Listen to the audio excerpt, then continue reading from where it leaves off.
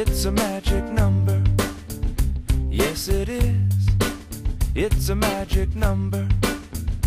Because 2 times 3 is 6. and 3 times 6 is 18. and the 18th letter in the alphabet is R. yeah. We got 3 R's we're gonna talk about today.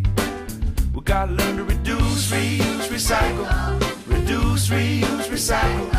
Reduce, reuse, recycle.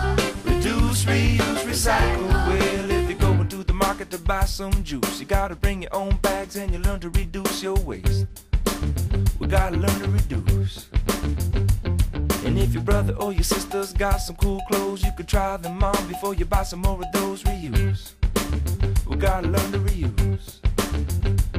And if the first 2 R's don't work out, and if you gotta make some trash, well, don't throw it out. Recycle.